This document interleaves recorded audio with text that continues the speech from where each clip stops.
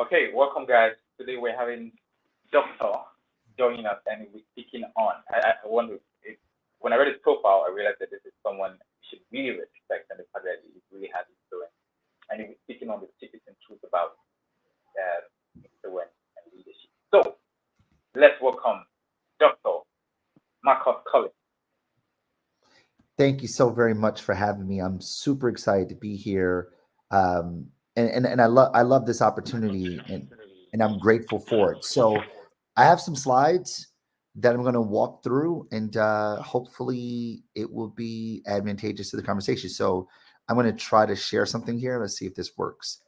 Share some slides, share screen here. Yep, let's do it. And I'll do a whole window and we'll do this just one. Make sure this works out. Here we go. All right. Do you see one screen? Yes? Awesome. Okay. So again, my name is Marcus, and I'm so excited to be here with you all, like really, really, really excited. And I'm grateful for the opportunity. I spend my time with my foot in two different worlds. I'm a practitioner and an academic.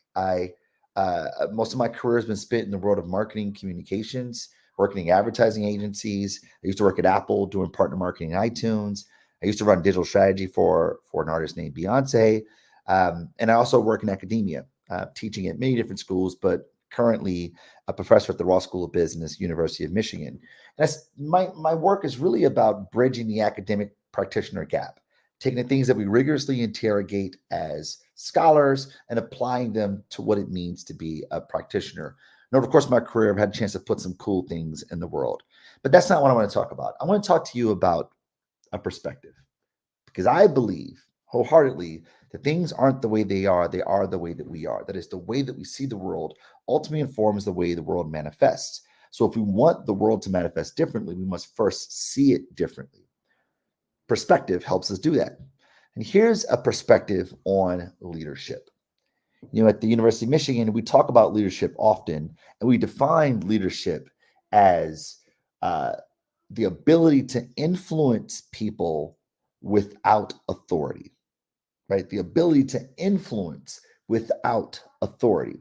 And when I think about leadership through that frame, I can't help but think about the power of culture because there is no external force more influential in human behavior than culture, full stop. And if leadership is the ability to influence without authority, and culture is the most influential force on human behavior, then culture becomes a really powerful tool in the arsenal of leaders.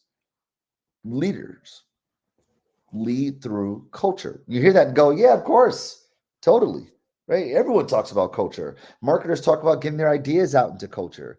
Leaders talk about their ideas being informed by culture, what's happening in culture. Even HR folks think about, we have all these amenities here. We have a good culture here.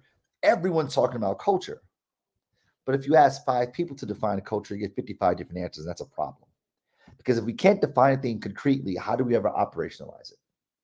If we don't have a good Rosetta Stone to describe a thing, how do we fully leverage its power in our ability to lead?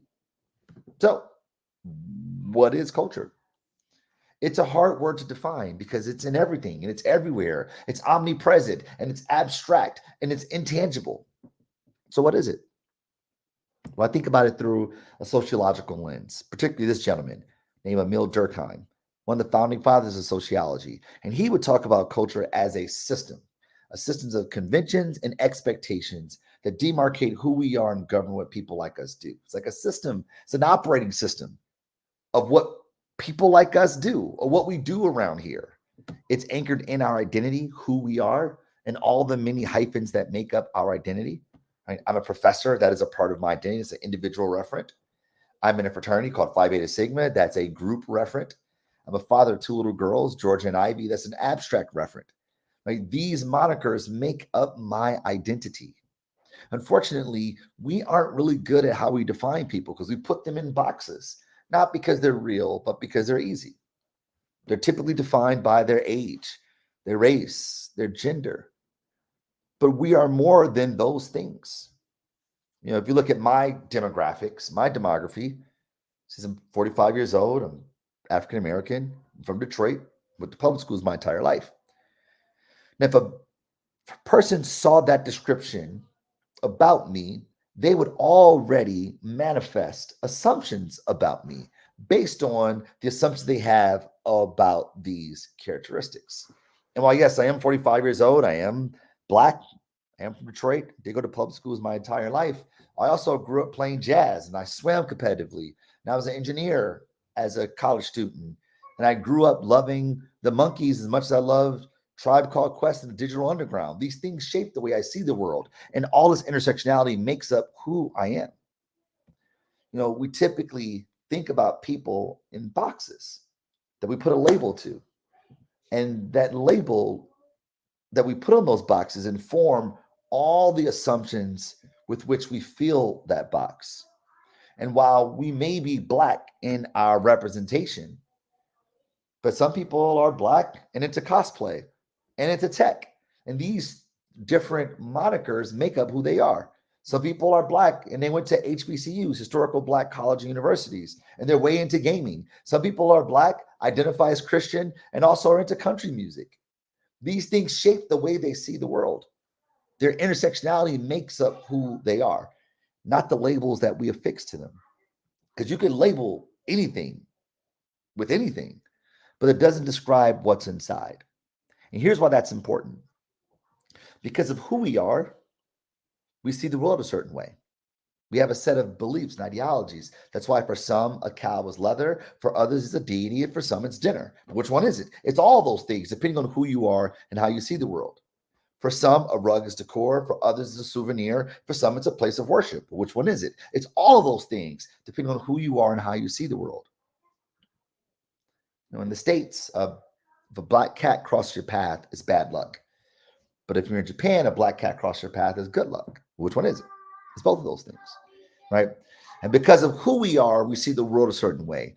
And because we see the world a certain way, we navigate life a certain way. We have a shared way of life, the artifacts, behaviors that we don.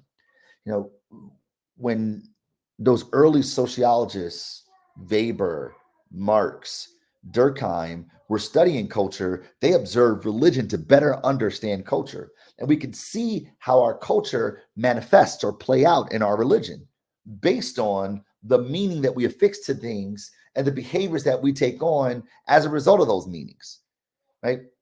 Through religion as a frame, baptismal is a process, an exercise, a practice that Christians do to symbolize purification or renewal. You go into the water, come out a new person. Or are you really a new person? No. Figuratively, yes. Physically, no.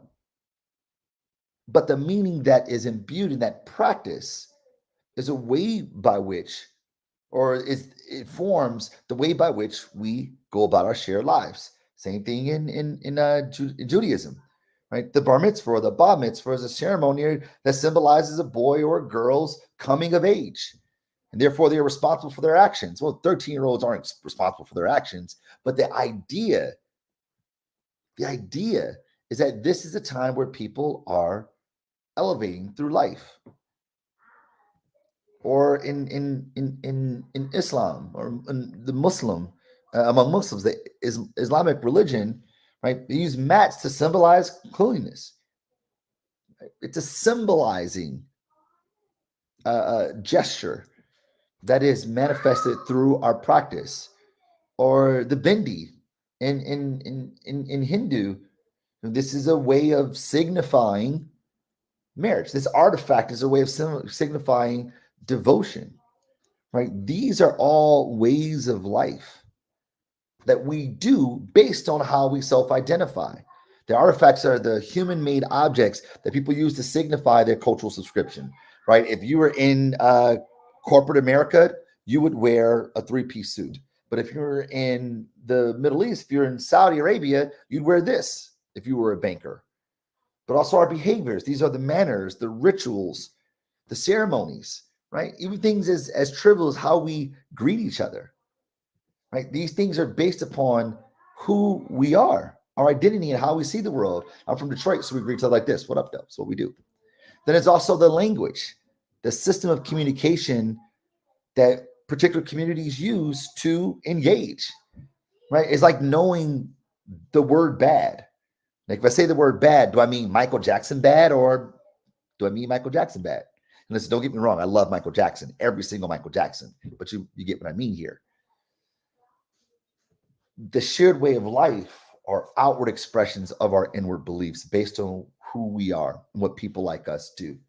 I'm a Collins. My name is Marcus Collins, and we believe family and church come first. Therefore, Sunday mornings, I'm in the church sanctuary. If not, I get a passive-aggressive call from my mother in the afternoon. That's how she gets down. Now, there are no stone tablets that I sign in blood saying that I'm going to go to church, but I do that because that's just what people like us do. And every moniker to which we subscribe our identity, we abide by the expectations of that group. I think about it in this rubric. I am A, we believe this, therefore I. I am a Collins, we believe family and church come first, therefore Sunday mornings, I'm in the church sanctuary. Demographics never get anywhere close to this.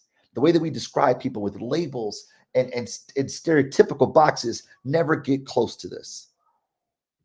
Those labels are the hardware. Age, race, gender, it's the hardware.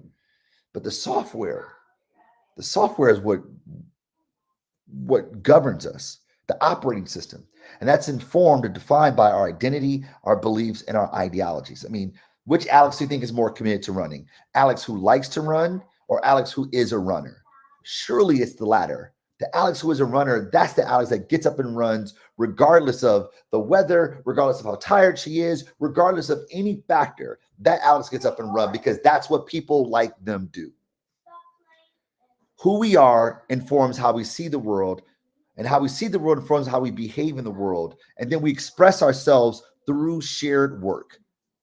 Art, literature, film, tools, television, music, materials, pottery, poetry, and brands and branded products. The literature refers to this as cultural production. It's the shared creative output of a community that reflects its perspective on the world and expresses how they see the world. I grew up watching Spike Lee movies and listening to hip hop and reading the Bible. And it's because of these cultural works, these shared works, that I see the world the way I do, and therefore navigate the world the way I do. Because of Spike Lee, I have a certain view on race relations. Because of hip hop, I have a certain aesthetic of what is cool. Because of the Bible, I have an idea of morality, not because of what these things are, but because of who I am. These shared works help us socialize the characteristics of the community, of what people like us do. And they create the stimuli, they create the exogenous shock to the system that helps us collectively make meaning. Because of who we are, we see the world a certain way. And because we see the world a certain way, we navigate life a certain way. Then we express ourselves through shared work. The alchemy of these systems or systems of systems make up our culture. The systems of conventions and expectations that demarcate who we are and govern what people like us do. It is the operating system of humanity.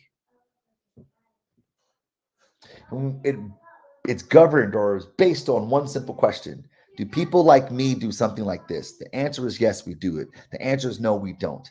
We made the decision hundreds, about thousands of times based upon our ethnicity, our nationality, our religion, our corporate organizations, our social communities, and our consumption groups. This is Superman powerful stuff here. Particularly when we think about leadership. Because oftentimes leadership is sort of conceived as, we're pushing our authority, our might, our power down on someone. But that's not how influence works. And it's definitely not how leadership works when we use culture as the vehicle by which we lead. When we use culture to influence behavior without authority, you get social pressures pushing on us that get us to move in a direction. When this happens, something magical happens. You start getting this spread of affects, behaviors, cognitions, and desires within social groups based on peer influence, whether direct or indirect. We think we wake up in the morning making our own decisions, but it's just not so. Most of our decisions are being made by our people. The social forces pushed on us, telling us to be normal. Our people. Our people are important to us. They sort of tell us who we are, what to think, how to behave. And the more we value the social group, the more willing we are to be influenced by it. And that is really magical when we think about it. Because when this happens, something really powerful happens. Emil Durkheim refers to this as collective effervescence, these network effects. He says when members who subscribe to the same culture act in concert, they promote social solidarity among themselves, and people act in concert in an effort to stay connected. This is Superman powerful stuff here. And the better we understand it, the more likely we are to benefit from it as leaders. So how do we do this? How do we benefit from this? How do we make this happen? We tell stories. Leaders lead by telling stories and then modeling the moral of the story in their actions. I mean, storytelling is an act of community and knowledge sharing about our values, the things that are important to people like us. And we tell these stories so that people like us know how to make meaning and navigate through the world as cultural actors. If you are involved in any religion, you learn about your religion through the stories that were told. Same thing goes with folklore or urban legends or gossip. These are all forms of social learning so that I know what people like me do based on what we believe, how we see the world. Stories. When we tell better stories, we get to better outcomes. And what makes for a better story? The better stories are the stories that are rooted in shared beliefs. Because the function of beliefs leads us to actions. The functions of beliefs are meant to drive us to actions that are expected for people like us. The better we tell stories, the better stories we tell, the likelier the outcomes, regardless of authority. Think about this. Consider this. Consider this through the lens of recruiting people. There's a expeditionist named Ernest Shackleton, and he famously would go on these massive expeditions. Right, he would bring all these people. They go on these, unreal, surreal experiences. And on one particular expedition, he wanted to get some men to come with him. So he created an ad. And this ad on the surface did not seem compelling. Men wanted for hazardous journey, small wages, bitter cold, long months of complete darkness, constant danger, safe return doubtful, honor and recognition in case of success. For those who believe, for those who wanted honor and recognition, those are the folks who Ernest Shackleton was talking to, because they believed a similar thing. And according to reports, 5,000 people signed up for that job. Now, I don't know about you, but I'm definitely not trying to do that. The story of the belief. The same thing with work. We talk about belief, ideology, a way of seeing the world. We're more likely to get the most out of people. There's this story called the Bricklayer's Parable. And the idea is this, if I see someone on the side of the road laying bricks, they ask them what they're doing. They say, I'm laying bricks. Well, you have a job. You're a bricklayer. But if I see the same person on the side of the road laying bricks, I say, hey, what are you doing? They say, well, I'm building a church. Well, they have a career. They build churches. But if I see someone on the side of the road and they're laying bricks, I say, hey, what are you doing? They say, I'm building the house of God. Well, that person has a calling. Who do you think is more excited about coming to work? The one with the calling, the one with the belief that's guiding them. And of course, the same thing goes with leadership. The exact same thing goes with leadership. There's a story about JFK when he was on the stage of action. He said, of all the things we're going to do, we choose to go to the moon. Of all the things that we can do, we choose to go to the moon because that's what we believe is the next frontier of freedom. We're going to go to the moon.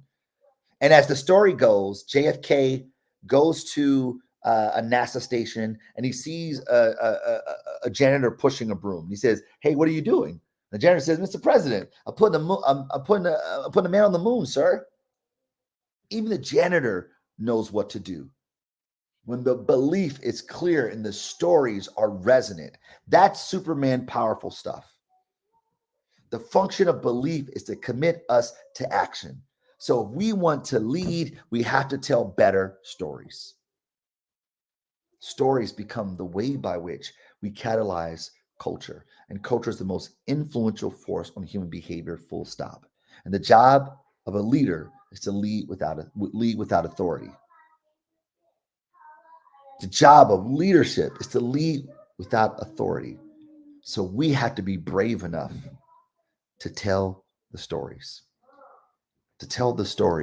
of belief and ideology in hopes that we might be able to catalyze groups of people that collectively create a network effect that influences more people and so on and so on. I hope this is helpful. At the very least, I hope this forces you to see the world differently, because if we change the way we see the world will manifest differently as well. Thanks so much. Wow. Thank you so much, Dr. Collins. I'm really grateful. It's been a long time. I had my notes almost teared up. I think it's been a while, but today I have my notes almost teared up. I'm really grateful for this. And I think this is really powerful, some powerful stuff, like really powerful stuff that I believe in Africa and West Africa, we need leaders like you to make teachings like this and then sessions like this available to people. Because we rarely find, substance like what you just shared here, because we have a lot of leaders who just, go on the light topic, but you're able to tell a story. You're able to teach about a story by telling it in a way that's interesting through even the fact that we're doing it. And I'm really grateful. So I'm going to ask some few questions and then we're going to let you go. So the first question is this. How does an individual manage a situation where they find themselves in a culture where they do not have a handover? Now, how do they manage themselves in situations like that where you didn't create the culture where you found yourself in, let's say, in a chosen field of work, and the culture is subject to your belief? How do they, navigate such situations? So you had two choices here. One choice is that you can find a coalition of people who see the world the way you do, and collectively you begin to collect more people to make change within the organization. That is taxing. It requires work. It requires diligence, perseverance, and patience. But when it happens, it can be very gratifying and really transformative for the organization, the people inside of it. Or you can say, "Hey, this ain't the place for me, and I'm gonna go find my people." Right? And I don't think that that's a cop out. I think that is a level of honesty that you have with yourself and go, "This isn't for me. I'm not going to force this. I know it's not for me, so I'm going to take my talents elsewhere, and find a home for me." And what it does for those companies who lose great talent because of the culture that they have facilitated or allowed to run amok and become toxic, if that be the case, they can look at themselves and say, "Whoa, we're losing great people here because of the culture. We need to change the culture." Now the leadership does the changing, right? So the talent drain becomes as such that they see the folly of their ways and they change. So either you change them, or they change, or you go find your people elsewhere. Wow, thank you so much, sir. Thank you. So another question that I believe is very important to ask is, so it feels like a norm to be desperate. It feels like a norm to be desperate for power, desperate for influence, the fact that you want to amount influence. And what's wrong with wanting to be very influential? What's wrong with an individual, or let's say a young leader, let's say most especially in the political aspect? Is there anything wrong with it? No, I don't think there's anything wrong with wanting to be influential. I think there's anything wrong with wanting to lead or wanting power. I don't think that those things are wrong at all. What what causes a pause is the intention of wanting power. If the idea of wanting power or to be influential is to help better the lives of others, then oh, great. If this is about, I want to contribute to the discourse in such a way that is healthy and moves things forward, that's awesome. If it's self-serving, if it's detrimental, if it means the marginalization, the eradication, or the underestimation of a group of people, and now we're this not good, right? So we talk about power and influence.